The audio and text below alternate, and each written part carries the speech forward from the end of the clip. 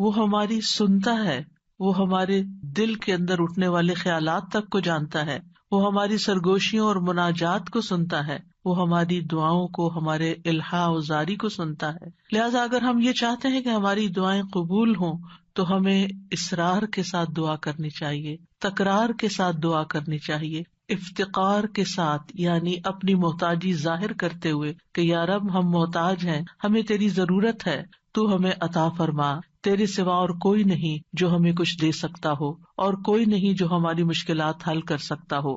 تو دعا کو جب دعا کے آداب کے ساتھ مانگا جاتا ہے تو دعائیں قبول ہوتی ہیں. تو آئیے آج ہم دیکھتے ہیں کہ دعا کے وہ کون سے آداب ہیں جن کی پابندی ہمیں کرنی چاہیے تاکہ اللہ سبحانہ تعالیٰ ہماری دعائیں قبول کر لیں. ہر کام کا ایک سلیقہ ہوتا ہے، ایک طریقہ ہوتا ہے، ایک قرینہ ہوتا ہے، ایک ادب ہوتا ہے، مینرز ہوتے ہیں، اور جب کوئی کام صحیح طریقے پر کیا جائے تو وہ صحیح نتائج بھی سامنے لاتا ہے. دعا کے آداب میں سے اہم ترین آداب، سب سے پہلے ہم باطنی آداب کی بات کریں گے کہ ہمارے اندر کیا ہونا چاہیے، ہماری سوچ میں کیا ہونا چاہیے. تو پہلی چیز ہے اخلاص اور پوری توجہ، یعنی جب بھی ہم اللہ سبحانہ تعالیٰ کی طرف رجوع کریں تو توجہ اور دھیان کے ساتھ کریں، اپنے آپ کو فوکس کریں، پوری یکسوئی کے ساتھ دعا مانگیں. ایسے ہی چلتے پھرتے غافل دل کے ساتھ یا سوچ کہیں اور ہے اور منہ سے کچھ اور بول رہے ہیں تو وہ ٹھیک ہے، آپ کی زبان کا ذکر تو ہو جائے گا لیکن دعا کا حق ادا نہیں ہوگا. قرآن مجید میں اللہ تعالیٰ فرماتے ہیں وَادْعُوهُ مُخْلِصِينَ لَهُ الدِّينَ، اور اس کے لیے دین کو، عبادت کو خالص کرتے ہوئے اس کو پکارو، یعنی جب اس سے دعا کرو تو پھر اپنے اندر اخلاص پیدا کرو. رسول اللہ صلی اللہ علیہ وسلم نے فرمایا اللہ سے قبولیت کے یقین کے ساتھ دعا مانگا کرو کہ اللہ تعالیٰ ضرور قبول کرے گا، اور جان لو کہ اللہ غافل اور لہو و لعب میں مشغول دل کی دعا قبول نہیں فرماتا. یعنی اگر آپ توجہ نہیں کرتے اللہ تعالیٰ کی طرف، آپ دھیان نہیں دیتے، آپ کا دل کہیں اور مشغول ہے، صرف زبان سے ہی آپ تکرار کیے چلے جا رہے ہیں تو وہ کافی نہیں، ایسی دعا فائدہ نہیں دے گی. دعا کے لیے توجہ ضروری ہے. عبد الرحمن بن یزید سے روایت ہے، وہ کہتے ہیں کہ ربیع جمعہ کے دن علقمہ کے پاس آیا کرتے تھے، جب میں وہاں نہ ہوتا تو ان کی طرف پیغام بھیج دیتے.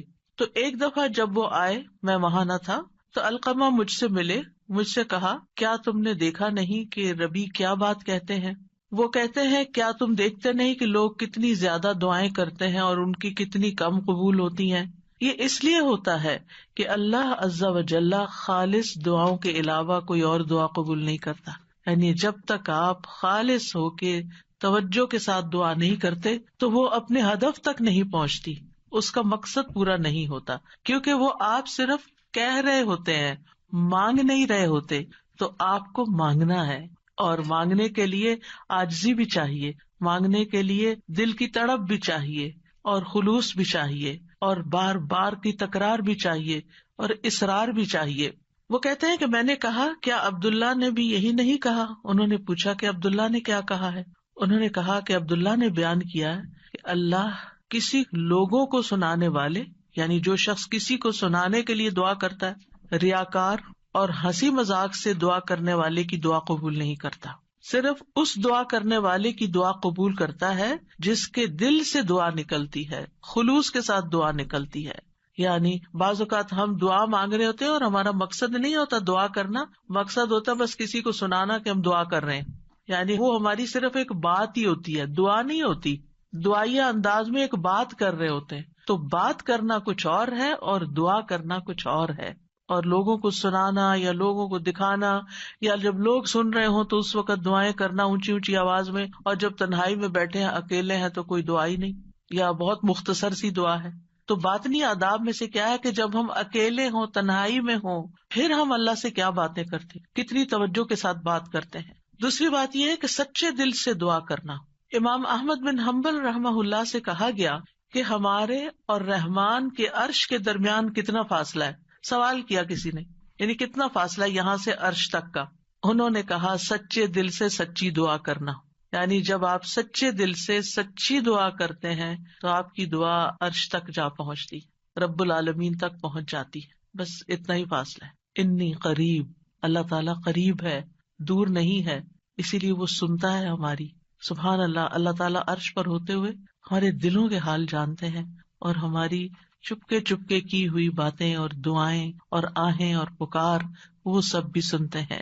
پھر قبولیت کے یقین کے ساتھ دعا کرنا۔ نبی صلی اللہ علیہ وسلم نے فرمایا، تم میں سے کوئی شخص اس طرح دعا نہ کرے کہ اے اللہ اگر تو چاہے تو میری بخشش کر دے، اگر تو چاہے تو مجھ پر رحم کر دے، اگر تو چاہے تو مجھے روزی دے دے۔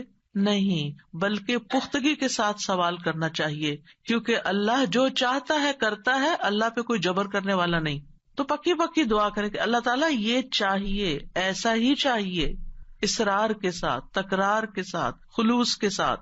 اور پھر قبولیت دعا کے بارے میں پریشان نہ ہو کہ ہم نے تو خلوص بھی اور تکرار اصرار سب کچھ کر لیا، پھر بھی ہماری دعا قبول نہیں ہوئی۔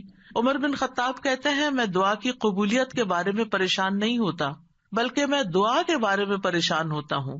تو جب تمہارے دل میں دعا مانگنے کا خیال ڈال دیا جاتا ہے کہ مانگو، تو دعا کی قبولیت اس کے ساتھ ہی ہوتی ہے، یعنی قبولیت بھی ساتھ ہی آ جاتی ہے۔ تو اس لیے قبولیت ہو جائے گی اگر تم نے مانگ لیا، اپنا فرض پورا کر لیا۔ پھر یہ کہ خشوع و خضوع اور عاجزی کے ساتھ دعا کرنی چاہیے، یعنی دل کو حاضر کر کے اللہ سبحانہ تعالیٰ کے سامنے اپنی بندگی کا اظہار کر کے کہ میں کچھ نہیں ہوں، میں بہت کمزور انسان ہوں، میں فقیر ہوں، تو بادشاہ ہے، میرے ہاتھ میں کچھ نہیں، ہر چیز کا مالک تو ہے۔ جب انسان اس طرح اپنی عاجزی کو ظاہر کر کے دعا کرتا ہے تو بھی دعا قبول ہوتی ہے۔ ابو موسیٰ اشعری کہتے ہیں، ہم ایک سفر میں رسول اللہ صلی اللہ علیہ وسلم کے ساتھ تھے، جب ہم کسی وادی میں اترتے تو لا الہ الا اللہ اور اللہ اکبر کہتے اور ہماری آواز بلند ہو جاتی تو نبی صلی اللہ علیہ وسلم نے فرمایا، اے لوگو اپنی جانوں پر رحم کرو، کیونکہ تم کسی بہرے یا غائب کو نہیں پکار رہے، وہ تو تمہارے ساتھ ہی ہے، بے شک وہ سننے والا تم سے بہت قریب ہے، بے شک وہ سننے والا بہت قریب ہے، انہ سمیع قریب تبارک اسمہ وتعالی جدہ، اس کا نام برکتوں والا ہے اور اس کی عظمت بہت ہی بڑی ہے۔ پھر یہ کہ اپنی بے بسی اور اللہ تعالیٰ کی نعمتوں کا اقرار کرتے ہوئے دعا کرنا۔ ہمیں زکریا علیہ السلام کے بارے میں پتہ چلتا ہے قرآن مجید سے کہ انہوں نے کہا، قال رب انی وہن العظم منی واشتعل الرأس شیبا ولم اکن بدعائک رب شقیا، اے رب میری ہڈیاں کمزور ہو گئی ہیں، میرا سر بڑھاپے سے بھڑک اٹھا ہے، بال سفید ہو گئے ہیں، اور اے میرے رب میں تجھ سے مانگ کر کبھی نامراد نہیں ہوا، یعنی میرے اینڈ پر کوئی چیز کام نہیں کر رہی، لیکن تیرے اینڈ پہ سب کچھ کام کرتا ہے، لہذا میں ابھی بھی مایوس نہیں ہوں۔ دعا میں جب کچھ چیزیں جمع ہو جاتی ہیں تو پھر دعا قبولیت کا درجہ پاتی ہے، جس میں اللہ تعالیٰ کی بارگاہ میں اپنی کمزوری، اپنی محتاجگی، اپنی عاجزی کا اظہار کرنا، عاجزی اور انکساری، لاچاری اور بے بسی، پھر ساتھ ساتھ اللہ کی تعریف بھی کرنا، یعنی ایک طرف اپنی کمزوری کا ذکر کرنا، اللہ میں تو گناہ گار ہوں اور تو بخشنے والا ہے، اللہ میں تو اپنی جان پہ ظلم کرنے والا ہوں اور تو ہم پر مہربان ہے، یعنی ایک طرف اپنی کمزوری کا اظہار اور دوسری طرف اللہ کی رحمت اور اللہ تعالیٰ کی بہترین صفات کا اقرار، وہ ساتھ ساتھ چلے۔ پھر اس کی نعمتوں کا اقرار کہ اللہ تو نے مجھے یہ بھی نعمت دی میرے مانگے بغیر، تو نے مجھے یہ بھی عطا کر دیا میرے مانگے بغیر، تو مجھے یہ بھی عطا کر دے، یعنی پھر اپنی حاجت رکھے۔ یعنی اس سے دعا کے اندر ایک خوبصورتی پیدا ہو جاتی ہے، یعنی مانگنے والے کا جو انداز ہوتا ہے اس پر بھی بہت ڈپینڈ کرتا ہے۔ اب دیکھیں ایک شخص آپ کے پاس آتا ہے اور روڈلی بات کرتا ہے اور اپنی کوئی ضرورت بتاتا ہے، آپ کیا کریں گے؟ ٹھہر جاؤ، کرتے ہیں تو ہماری خبر لیتے ہیں، آپ شاید کر بھی لیں کچھ اس کے لیے، لیکن اس محبت سے نہیں۔ ایک شخص آتا ہے، وہ بڑی محبت سے آپ سے بات کرتا ہے، آپ کے احسانات کا ذکر کرتا ہے، آپ کی کوئی تعریف کر دیتا ہے اور اس کے بعد اپنی کوئی ضرورت رکھتا ہے، تو آپ اپنی وسعت سے بڑھ کے بھی شاید اس کی مدد کر دیں۔ تو جب بندے اور بندے کے بیچ میں یہ معاملہ ہے تو جو اصل بادشاہ ہے اس کا کتنا حق بنتا ہے کہ ہم اس کی نعمتوں کا اقرار کریں، اس کی تعریف کریں اور سچے دل سے اس کی حمد و ثنا بیان کریں۔ اور پھر خاص طور پر یہ کہ انسان اپنے گناہوں کا اعتراف کرے کہ یا اللہ میں گناہگار ہوں۔ ایک تو ہوتا نا جو اوپر اوپر سے ہم کہتے رہتے ہیں ہم تو بڑے گناہگار ہیں، وہ والا گناہگار نہیں، جو اصلی والا اپنے کسی گناہ کو یاد کر لیں، یا اللہ مجھ سے یہ بھی زیادتی ہوئی ہے، میرے منہ سے یہ لفظ نکل گئے تھے، فلاں شخص کو میں نے ہرٹ کر دیا تھا، یا اللہ میری نماز لیٹ ہو گئی تھی، مجھے قرآن بھی صحیح نہیں پڑھنا آتا، میں نے پتہ نہیں اور کون سی غلطیاں کی ہیں جو مجھ سے زیادہ تو جانتا ہے، میں تو کر کے بھی بھول چکی ہوں، لیکن تو معاف کرنے والا ہے، حضرت سلیمان علیہ السلام نے کیا کیا تھا؟ رب اغفر لی وہب لی ملکن لا ينبغی لأحد من بعدی، اے میرے رب مجھے بخش دے. پہلے اپنی بخشش مانگی، گناہوں کا اعتراف کیا، اور پھر اس کے بعد مجھے ایسی بادشاہت عطا کر جو میرے بعد کسی اور کے لیے نہ ہو. تو یہ اقرار بڑا ضروری ہے. فاعترفت بذنبی، اللہ میں اپنے گناہوں کا اعتراف کرتا ہوں. اور پھر آپ دیکھیے گڑ گڑا کے دعا مانگنی چاہیے، تضرعا وخفیہ. سورۃ الاعراف میں آتا ہے ادعوا ربکم تضرعا وخفیہ انہ لا يحب المعتدین. اپنے رب کو گڑ گڑا کے اور خفیہ خفیہ چپ کے پکارو، بے شک وہ حد سے بڑھنے والوں سے محبت نہیں کرتا. یعنی حد سے بڑھنا کیا ہے کہ بہت چیخ چلا کے دعا کرنا، یا پھر یہ کہ انسان وہ چیزیں مانگنے لگے کہ جو اس کو زیب نہیں دیتی. تضرع جو ہوتا ہے اس میں رونا بھی شامل ہوتا ہے، اپنی عاجزی اور انکساری کا اظہار بھی ہوتا ہے، اور اصرار بھی ہوتا ہے. تضرع گڑ گڑانے کے معنوں میں یہ ساری چیزیں شامل ہیں. یعنی انسان اس طرح اپنے آپ کو اپنے رب کے سامنے بے بس پیش کرے اور اس کے الفاظ ایسے ہوں کہ اس کے اندر سے دل کی ساری خرابیاں نکل جائیں. یعنی آئی ایم نتھنگ، اے اللہ میں کچھ نہیں ہوں. اینڈ یو مین اٹ، کہ واقعی انسان سمجھے کہ میں بہت کمزور ہوں، غلطیوں کا پتلا ہوں، لیکن پھر بھی میں تیرے در پہ آیا ہوں. تو بادشاہ ہے، تو مجھے خالی ہاتھ نہیں لوٹائے گا، میری تجھ سے ہی امیدیں ہیں ساری. آپ دیکھیے نبی صلی اللہ علیہ وسلم سے بڑھ کر کون عبادت گزار تھا؟ سب سے زیادہ عبادت تو نبی صلی اللہ علیہ وسلم نے کی، لیکن بدر کے دن ان کا اللہ تعالیٰ کے آگے رونا اور گڑ گڑانا اور پھر اپنے ہاتھوں کو اٹھا اٹھا کے دعا کرنا وہ ہم سب جانتے ہیں. صحیح مسلم میں آتا ہے غزوہ بدر کے موقع پر اللہ کے نبی صلی اللہ علیہ وسلم قبلہ رخ ہوئے، پھر دعا کے لیے اپنے ہاتھوں کو اٹھایا اور اپنے رب سے گڑ گڑا کے دعا مانگنا شروع کی. اللہم انجز لی ما وعدتنی، اللہم آتی ما وعدتنی، اللہم ان تہلک ہذہ العصابۃ من اہل الاسلام لا تعبد فی الارض. اے اللہ میرے لیے اپنے کیے ہوئے وعدے کو پورا فرما، اے اللہ اپنے وعدے کے مطابق معاملہ فرما. اے اللہ اگر اہل اسلام کی یہ جماعت ہلاک ہو گئی تو زمین پر تیری عبادت نہ کی جائے گی. اور یہ صرف ایک دفعہ جملہ نہیں انہوں نے بولا، بار بار یہی کہتے تھے اللہ اپنے وعدوں کو پورا کر دے، اللہ اپنے وعدے پورے کر دے. آپ صلی اللہ علیہ وسلم برابر اپنے رب سے اپنے ہاتھ دراز کیے ہوئے، ہاتھ اٹھا کے قبلے کی طرف منہ کر کے دعا مانگتے رہے، یہاں تک کہ آپ کی چادر آپ کے شانے سے گر پڑی.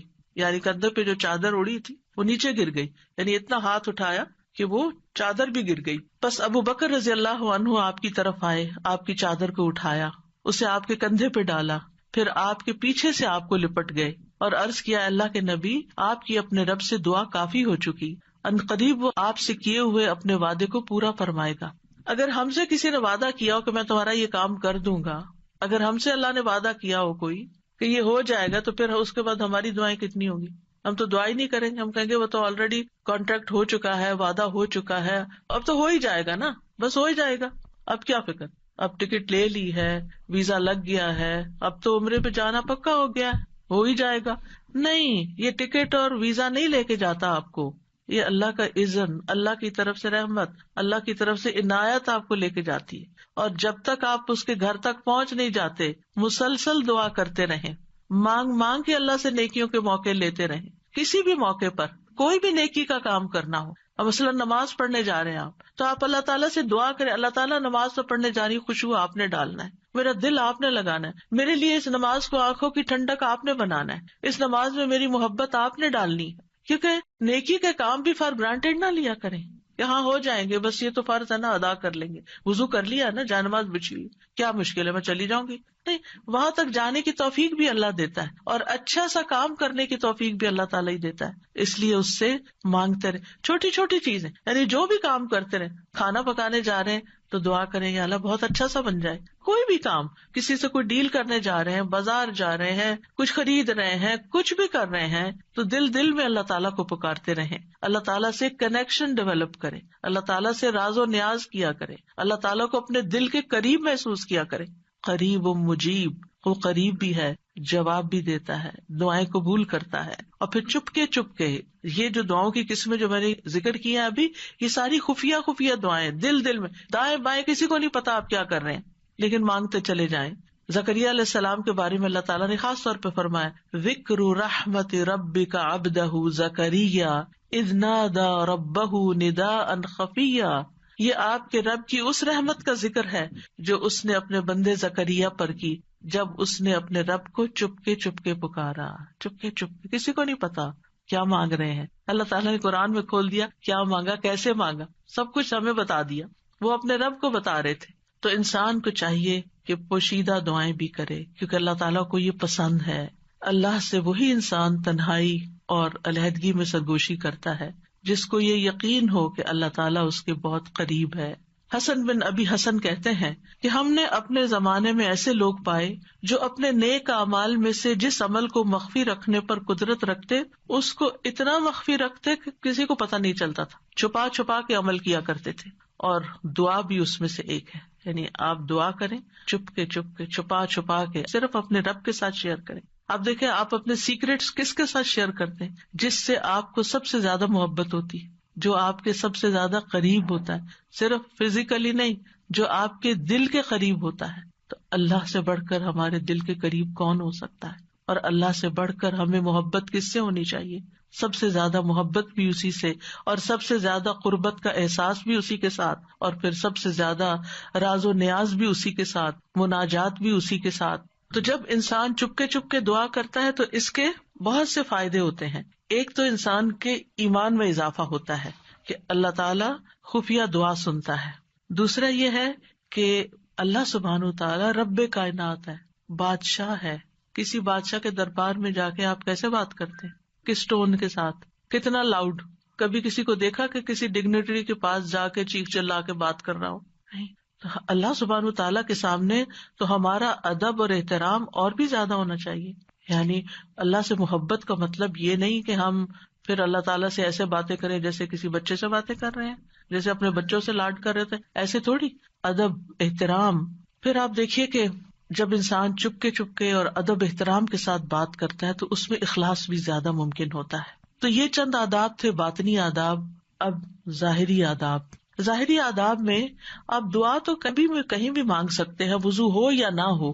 لیکن اگر آپ کی کوئی خاص دعا ہے، کوئی خاص حاجت ہے، کوئی خاص بات ہے، تو پھر آپ باوضو ہو کے، پاک صاف ہو کے اللہ تعالیٰ کی حضور فارملی بیٹھ کے نماز پڑھ کے پھر خاص طرح دعا کریں.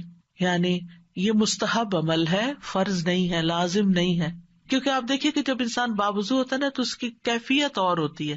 تو اس اچھی کیفیت کے ساتھ آپ جب مانگتے ہیں تو قبولیت کے زیادہ امکانات ہوتے ہیں. لیکن اگر کوئی وضو نہ کر سکے کوئی حرج نہیں. ابو عامر رضی اللہ عنہ جب شہید ہوئے تو ابو موسیٰ اشعری رضی اللہ عنہ نے آ کر نبی صلی اللہ علیہ وسلم کو خبر دی اور کہا کہ ابو عامر نے کہا تھا کہ آپ صلی اللہ علیہ وسلم کے پاس جا کر کہنا کہ میرے لیے استغفار کریں. تو اب وہ شہید ہو چکے ہیں. آپ نے پانی طلب کیا، وضو فرمایا، پھر اپنے ہاتھ اٹھا کر دعا کی، اے اللہ ابو عامر کی مغفرت فرما. کیا ہمیں اگر کوئی دعا کے لیے کہتا ہے، ہم نے بھی کبھی ایسا اہتمام کیا؟ پھر ہم اپنی اور رسول اللہ صلی اللہ علیہ وسلم کی امت کے لیے جو خیر خواہی ہے اس کا فرق دیکھ لیں کہ کوئی اگر ہمیں کہتا ہے کہ ہمارے لیے دعا کر دیں تو ہم اس کو الٹا بوجھ سمجھ لیتے ہیں. اور اس حدیث سے یہ بھی پتہ چلتا ہے کہ کسی کو اپنی بخشش کی دعا کے لیے کہنے میں کوئی حرج نہیں، اور خاص طور پر اپنے قریبی دوستوں اور اپنے بچوں کو یہ وصیت بھی کرنی چاہیے کہ خصوصاً مرنے کے بعد ہماری بخشش کی دعا ضرور کریں.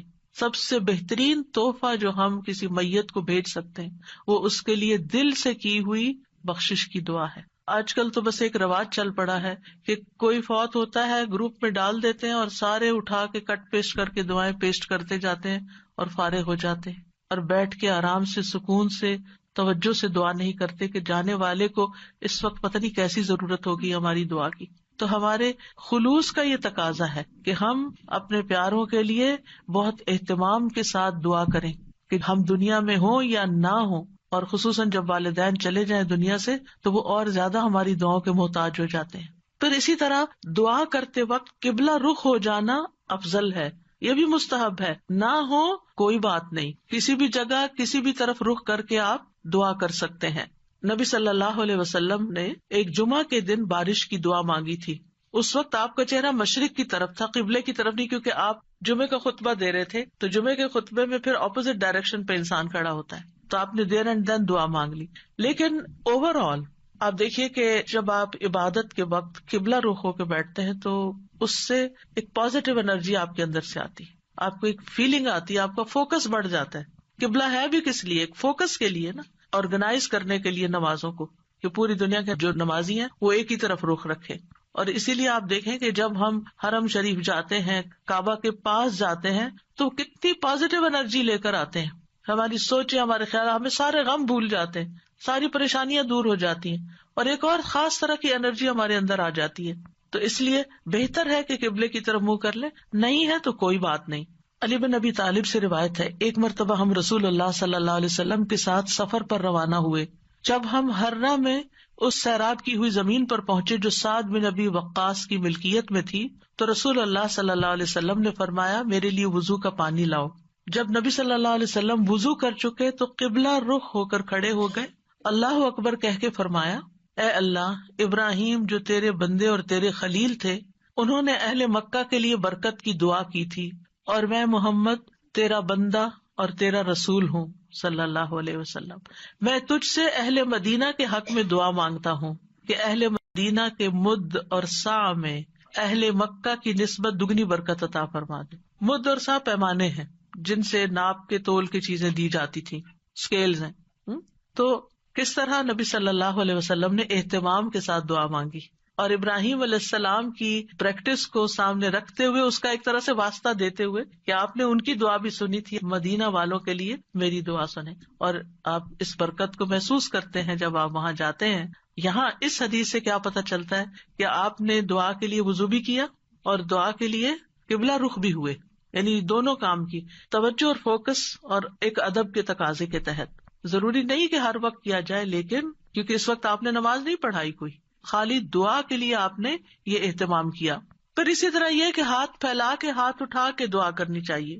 رسول اللہ صلی اللہ علیہ وسلم نے فرمایا، بے شک تمہارا رب تبارک و تعالی بڑی شرم والا اور بڑے کرم والا ہے، اس کو اس بات سے شرم آتی ہے کہ اس کا کوئی بندہ اس کے آگے ہاتھ پھیلائے اور وہ ان کو خالی لوٹا دے، یعنی آپ ہاتھ کرتے ہیں آگے تو خالی نہیں لوٹاتا، وہ آپ کو عطا کرتا ہے۔ اچھا، بعض لوگ تو کیا کرتے ہیں، ایسے مٹھیاں بند کر کے ایک مٹھی کے نیچے دوسرا ہاتھ، اتفاق سے نظر پڑ جاتی ہے، کچھ لوگ نماز کے بعد ایسے بیٹھے ہوتے ہیں اور دعا کر رہے ہوتے ہیں، کچھ لوگ تو یہ ہے کہ ہاتھ سے اٹھاتے ہیں تو بس اس طرح ڈھیلے ڈھالے سے چھوڑ دیتے ہیں۔ تو کم از کم اتنے تو اٹھائیں کہ آپ کی بازو کو محسوس ہو کہ آپ کے ہاتھ اٹھے ہوئے ہیں، اور اوپر تو آپ جتنا چاہیں پھر لے جائیں۔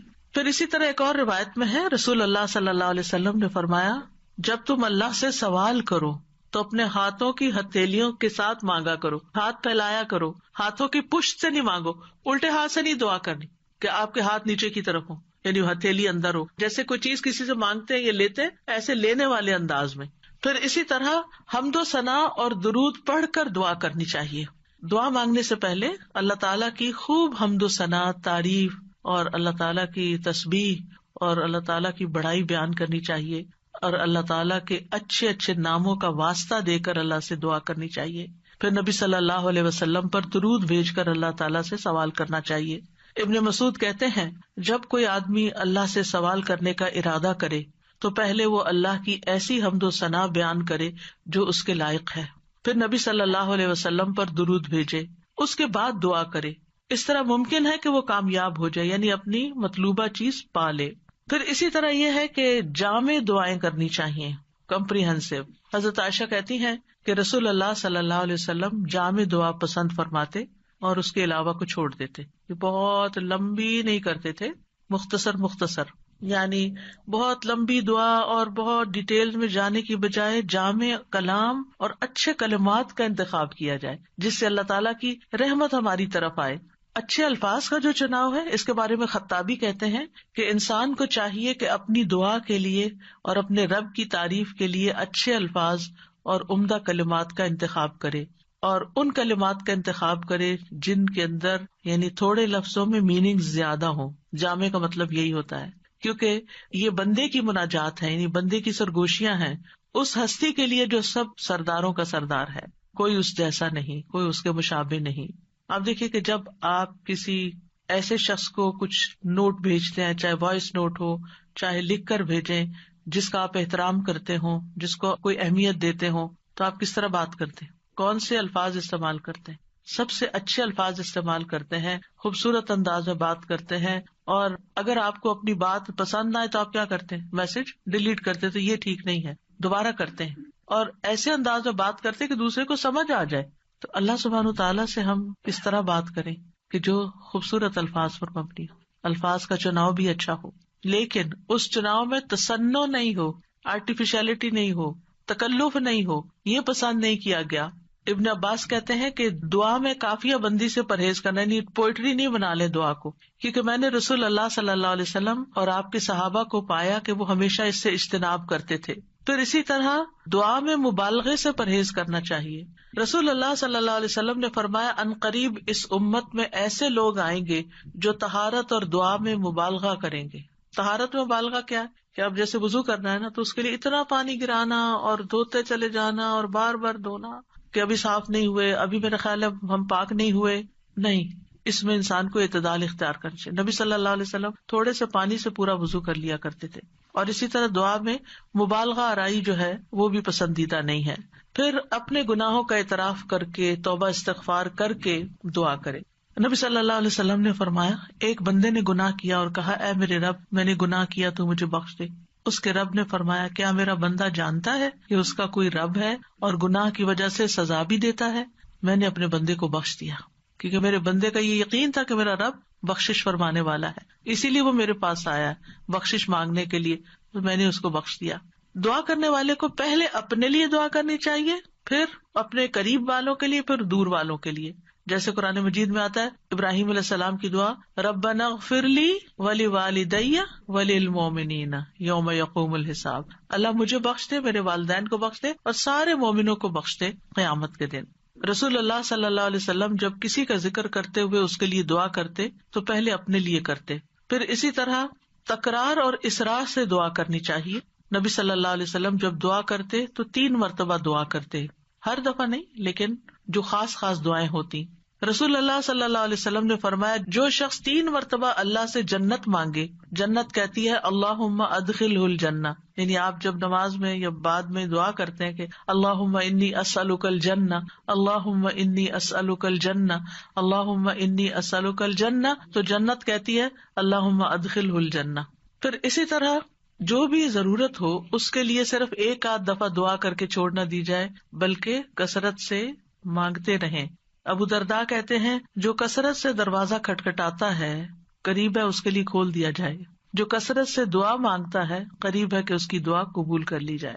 پھر اسی طرح پوری کوشش لگا دینی چاہیے، اللہ کی رحمت سے مایوس نہیں ہونا چاہیے. یہ نہیں کہنا چاہیے کہ 20 سال ہو گئے یہ دعا کرتے ہوئے ابھی تک قبول نہیں ہوئی. نہیں، مانگتے رہیں. ہر دعا کی قبولیت کا ایک وقت ہے. یعقوب علیہ السلام کی دعا کتنے سالوں میں جا کے قبول ہوئی، بعض کہتے ہیں 40 سال بعد، اس سے بھی زیادہ بتاتے ہیں. اسی طرح ابراہیم علیہ السلام کی جو دعا نبی صلی اللہ علیہ وسلم کے بارے میں تھی کئی ہزار سال کے بعد وہ قبول ہوئی.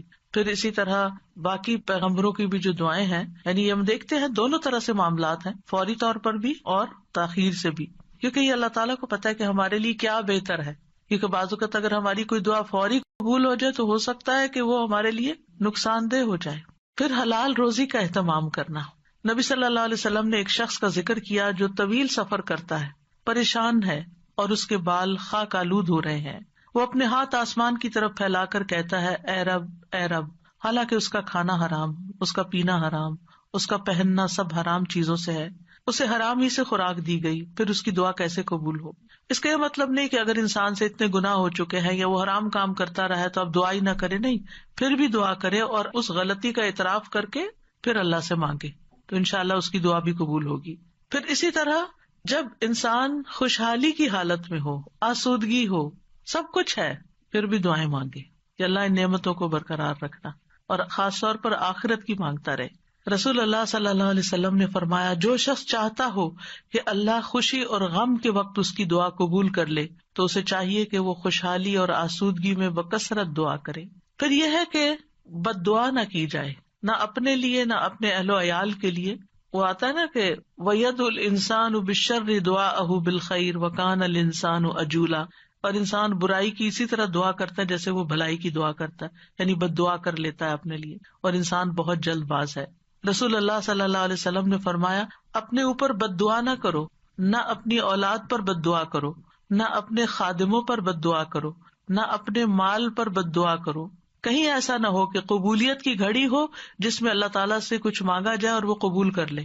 کیونکہ بعض اوقات انسان غصے میں آ کے، بعض اوقات ہرٹ ہو کے زبان سے کوئی ایسے الفاظ نکال دیتا ہے، جیسے بچوں کے بارے میں بعض اوقات غصہ آتا ہے انسان کو تو پھر بہت شدید بعض اوقات وہ پریشان کرتے ہیں. تو ایسی صورت میں زبان پہ آتے آتے بعض اوقات کچھ لفظ رک جاتے ہیں، تو اس میں ان کی ہدایت کی دعا مانگنی چاہیے. ایک بات یاد رکھیے کہ جب انسان اپنے پورے جذبات میں ہوتا ہے نا، چاہے وہ غصہ ہو، غم ہو، خوشی ہو، ایکسائٹمنٹ ہو، کچھ بھی ہو، اس وقت انسان بڑے دل سے دعا کرتا ہے.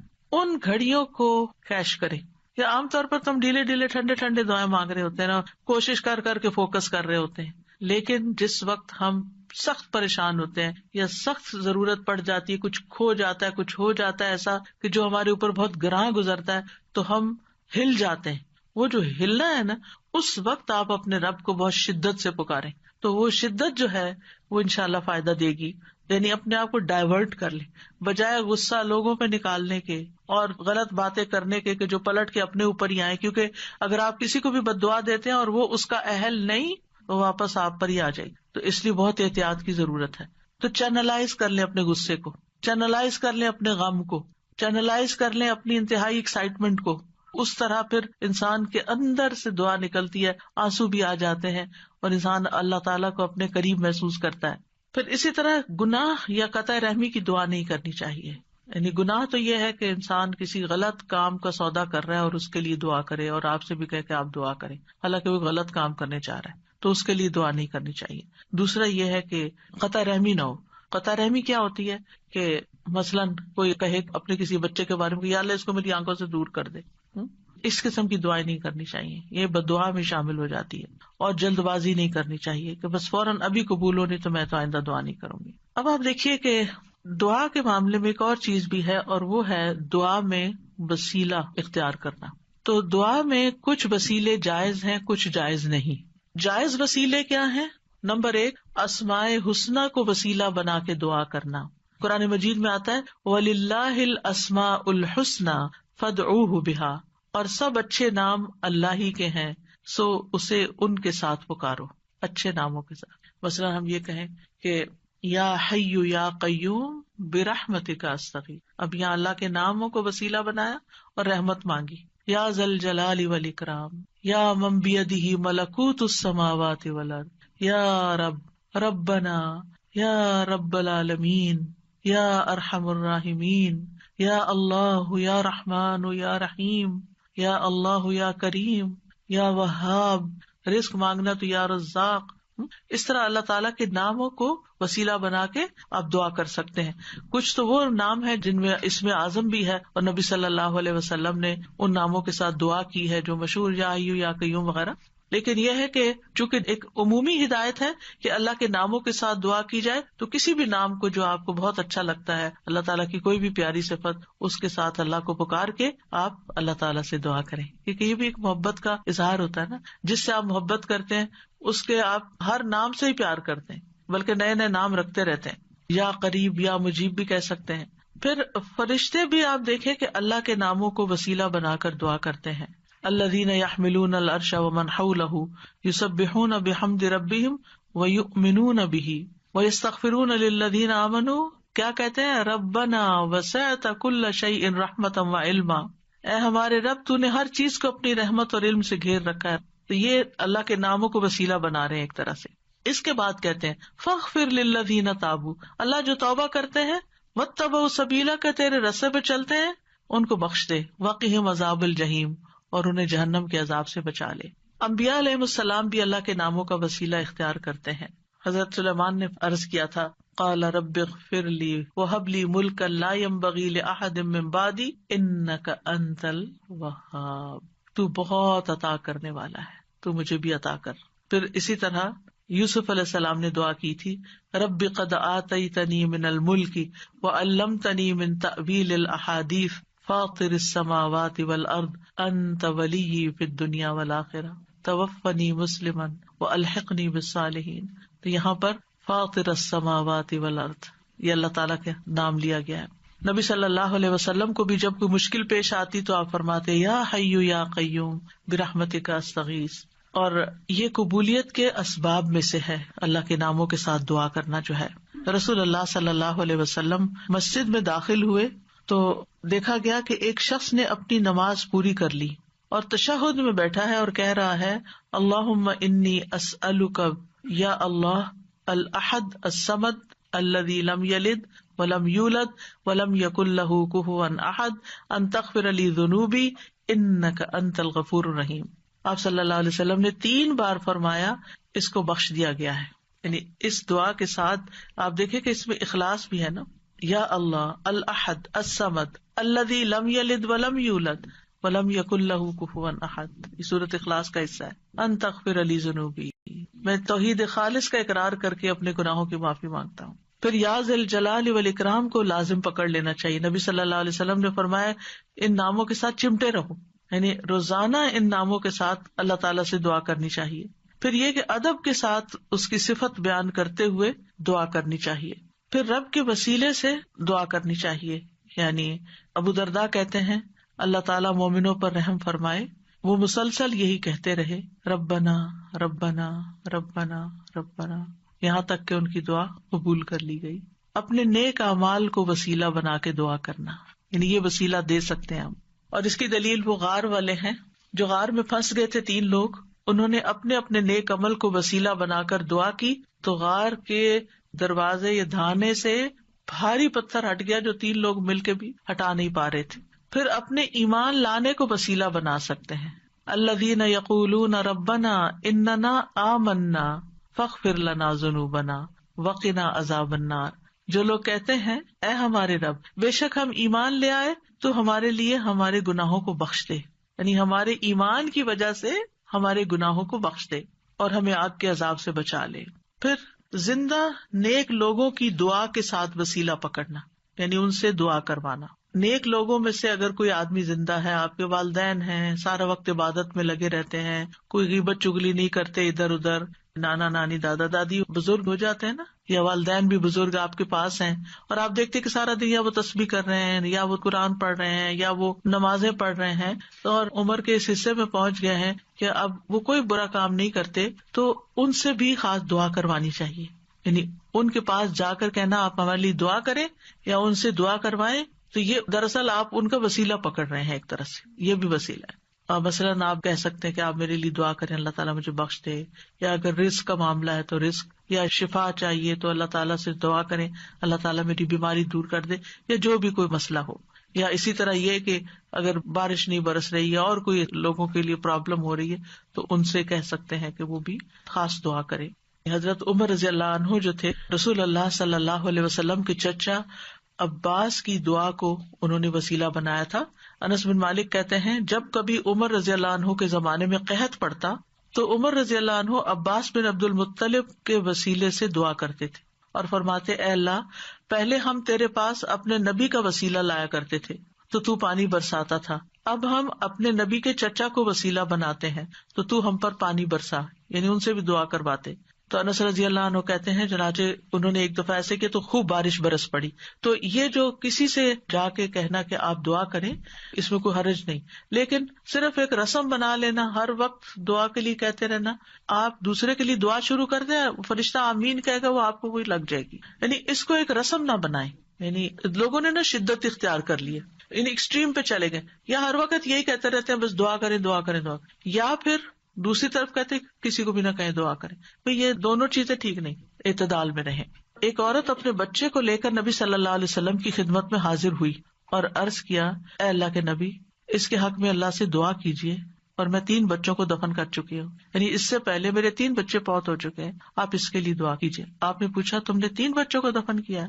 اس نے کہا ہاں. آپ نے فرمایا تم نے پھر جہنم سے ایک مضبوط بندش باندھ لی ہے، یعنی اللہ تعالیٰ تمہارے لیے ان بچوں کی وجہ سے آگ سے تمہیں بچا لے گا. تو یہ دعا کا ایک طرح سے وسیلہ بن گیا. اب کچھ وسیلے ناجائز بھی ہیں تو ان کا بھی پتہ ہونا چاہیے. ان میں سے فوت شدہ نیک آدمی کو وسیلہ بنانا اس کی ممانعت ہے. کیوں؟ اس لیے کہ وہ نہیں ہماری باتیں سنتے، وہ ہمارا حال نہیں جانتے. قرآن مجید میں سورۃ فاطر میں آتا ہے والذین تدعون من دونہ ما یملکون من قطمیر ان تدعوهم لا يسمعوا دعاءكم ولو سمعوا ما استجابوا لكم ويوم القيامة يكفرون بشرككم ولا ينبئك مثل خبير. اور وہ جنہیں تم اس کے سوا پکارتے ہو وہ کھجور کی گٹلی کے چھلکے کے مالک بھی نہیں ہے. کتنی باریک سی، اب رمضان آ رہا ہے نا تو کھجوریں کھائیں گے تو وہ چھلکا ضرور اتار کے دیکھے کہ کیا چیز ہو، ہاتھ سے مسل دے تو نظر بھی نہیں آتا. یعنی اللہ کے سوا کوئی اتنی چیز کا بھی اصل مالک نہیں ہے. یہ ہم مانتے ہیں ہمارے پاس جو کچھ اللہ نے ہمیں دے رکھا ہے. فرمایا اگر تم انہیں پکارو تو وہ تمہاری پکار سنتے ہی نہیں. یہ جو لوگوں نے ایک ڈھنگ بنا رکھا ہے نا، بزرگوں کی قبروں پہ جا کر ان سے کہتے ہیں آپ ہمارے لیے دعا کریں، بھائی وہ فوت ہو چکے ہیں، وہ کیسے سن سکتے ہیں؟ آپ کو اگر کوئی بے ہوش کر دے تو آپ کو کوئی بات نہیں سنائی دیتی، آپ سوئے پڑے ہو تو آپ کو سنائی نہیں دیتی، تو آپ فوت ہو کے کیسے کسی کی باتیں سننا شروع ہو گئے؟ اور اگر وہ سن بھی لیں تو تمہیں جواب نہیں دے سکتے. اگر وہ سن لیں، اللہ چاہے تو کسی کو بھی سنوا سکتا ہے. اور خاص طور پر جب میت کا حساب کتاب ہو رہا ہوتا ہے شروع میں، تو اس وقت وہ جوتوں کی چاپ وغیرہ سنتا ہے. اگر اس وقت کوئی کہے کہ اس وقت میں اس نیک انسان سے کہتا ہوں اور یہ سن رہا ہے کیونکہ جوتوں کی چاپ سن رہا ہے تو میری بات بھی سن لے گا، مستجابوا لکم، وہ تمہیں جواب نہیں دے سکتے، تمہارے لیے کچھ کر نہیں سکتے. اس وقت ان کو اپنی پڑی ہے، ان کا تو اپنا امتحان ہونے لگا ہے، وہ تمہارے لیے کہاں سے دعائیں کریں گے. اور قیامت کے دن تمہارے اس شرک کا انکار کر دیں گے. اور آپ کو خوب خبر رکھنے والے اللہ کی مانند کوئی بھی خبر نہیں دے سکتا. یہ اللہ تعالیٰ نے آپ کو بتایا ہے کہ یہ ممکن نہیں کہ مردے سے آپ جا کے کہو کہ آپ ہمارے لیے دعا کریں. اچھا، بعض لوگ کہتے ہیں وہ شہید ہوتے ہیں، تو شہید وہ ہوتے ہیں اور مردہ نہیں کہتے اس کو، لیکن ان کا بھی تعلق ہماری دنیا سے نہیں ہے، وہ اپنی جنتوں میں ہے. قرآن مجید میں ایسے لوگوں کی مذمت کی گئی ہے جو اپنے اور رب کے بیچ میں غیر اللہ کو وسیلہ بناتے ہیں. سورۃ الزمر میں آتا ہے الا للہ الدین الخالص والذین اتخذوا من دونہ اولیاء ما نعبدهم الا لیقربونا الی اللہ زلفی ان اللہ یحکم بینہم فیما ہم فیہ یختلفون ان اللہ لا یہدی من هو کاذب کفار. خبردار، خالص دین صرف اللہ ہی کا حق ہے، اور وہ لوگ جنہوں نے اس کے سوا اور حمایتی بنا رکھے، اللہ کو چھوڑ کے اوروں کو اپنا مددگار سمجھ رکھا ہے، وہ کہتے ہیں ہم ان کی عبادت نہیں کرتے مگر اس لیے کہ یہ ہمیں اللہ سے قریب کر دیں. ہم بزرگوں کی قبر پہ اس لیے جاتے ہیں کہ وہاں زیادہ دعا قبول ہوتی. یہ کہاں سے پتا چلا آپ کو؟ الا لیقربونا الی اللہ زلفی، اچھی طرح قریب کر دیں. یقیناً اللہ ان کے درمیان اس کے بارے میں فیصلہ کرے گا جس میں وہ اختلاف کر رہے ہیں. بے شک اللہ اس شخص کو ہدایت نہیں دیتا جو جھوٹا اور بہت ناشکرا ہو. ایسے لوگ پھر کسی کی سنتے بھی نہیں. آپ کو معلوم ہے نا، دور جاہلیت میں لوگ بتوں کی پوجا کرتے تھے، وہ ان کو خدا نہیں سمجھتے تھے. وہ کہتے تھے یہ خدا کے اوتار ہیں اور ہم یہ سمجھتے ہیں کہ ان کی سفارش سنی جاتی. اور وہ بت کن کے ہوتے تھے؟ پاسٹ کے نیک لوگوں کے، جیسے قوم نوح نے بت بنا لیے تھے. لیکن یاد رکھیے جو آیت ہم ریپیٹڈلی ہر روز سنتے ہیں اور ہر روز اس کا معنی جانتے ہیں، اس میں وَإِذَا سَأَلَكَ عِبَادِي عَنِّي وَإِنِّي قَرِيبٌ، کوئی واسطہ وسیلہ بیچ میں نہیں، میں خود اپنے بندے کے قریب ہوں. کسی اور کو بیچ میں لانے کی کیا ضرورت ہے؟ ڈائریکٹ اس کو پکارے. جیسے آپ اپنا کیس خود پیش کر سکتے ہیں، کوئی اور نہیں آپ کے لیے کر سکتا. جو چوٹ آپ کو لگی ہوئی ہے، جو غم آپ کے دل میں ہے، وہ کسی اور نے نہیں ایکسپیرئنس کیا. لہٰذا اس دکھی ٹوٹے دل کے ساتھ جب اللہ سے مانگیں گے تو کیوں نہیں سنے گا؟ ضرور سنے گا. اب دعا کی قبولیت کے کچھ اوقات. اگرچہ انسان ہر وقت دعا کر سکتا ہے، لیکن کچھ ٹائم دوسرے ٹائمز کی نسبت زیادہ قبولیت والے ہوتے ہیں، جن میں سب سے پہلے آذان.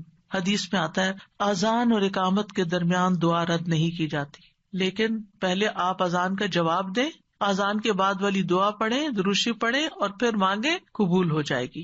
پھر فرض نمازوں کے بعد، سبحان اللہ، ہر روز 5 دفعہ فرض نماز ادا کرتے ہیں، اس کے فوراً بعد دعا قبول ہوتی ہے. ابو امامہ کہتے ہیں رسول اللہ صلی اللہ علیہ وسلم سے پوچھا گیا کون سی دعا زیادہ قبول ہوتی ہے؟ آپ نے فرمایا رات کے آخری حصے میں اور فرض نمازوں کے بعد مانگی جانے والی دعا. اس میں دونوں طریقے سے آپ مانگ سکتے ہیں. ایک سلام پھیرنے سے پہلے جہاں رب جلنی پڑھتے ہیں وہاں بھی اپنی دعائیں مانگ سکتے ہیں، اور دوسرے سلام کے بعد بھی یاد آئے تو اس وقت بھی مانگ سکتے ہیں. پھر دوران سجدہ رسول اللہ صلی اللہ علیہ وسلم نے فرمایا جہاں تک سجدے کا تعلق ہے تو اس میں خوب دعا کرو، یہ دعا اس لائق ہے کہ تمہارے حق میں قبول کی جائے. اور سجدے کی حالت میں انسان اللہ کے بہت قریب ہوتا ہے تو اس وقت خوب دعا کرنی چاہیے.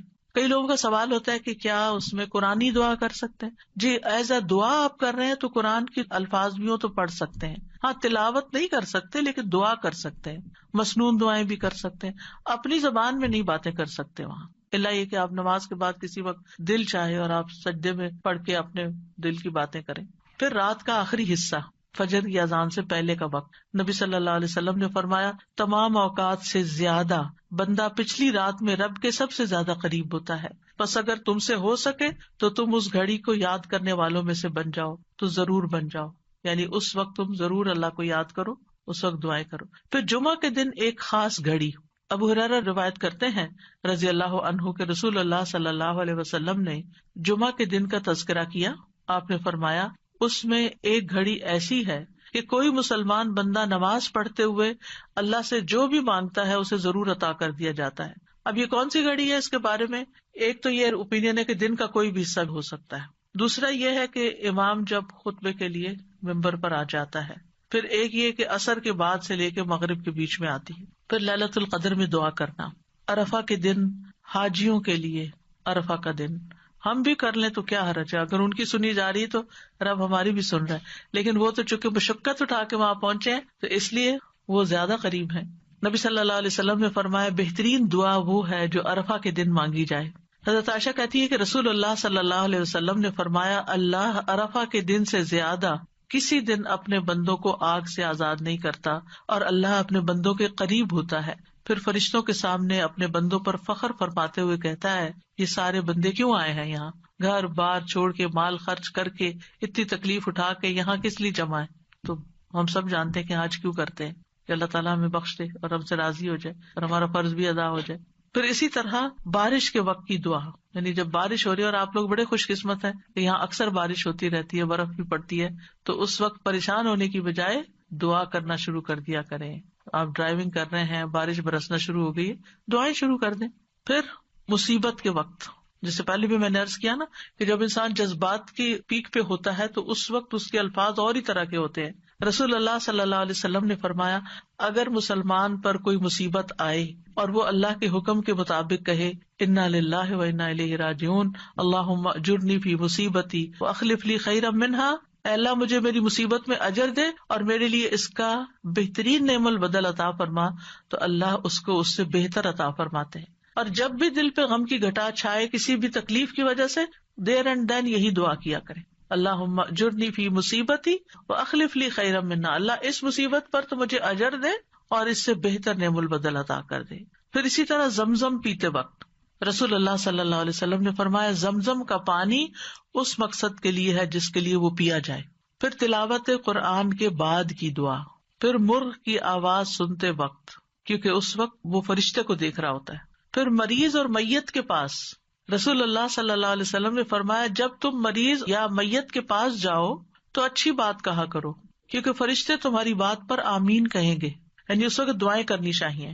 ام سلمہ کہتی ہیں کہ رسول اللہ صلی اللہ علیہ وسلم ابو سلمہ جو ان کے ہسبینڈ تھے ان کی میت پر تشریف لائے. ان کی آنکھیں کھلی رہ گئی تھی، آپ نے انہیں بند کیا اور فرمایا جب روح قبض ہو جاتی ہے تو آنکھیں اس کا پیچھا کرتی ہیں.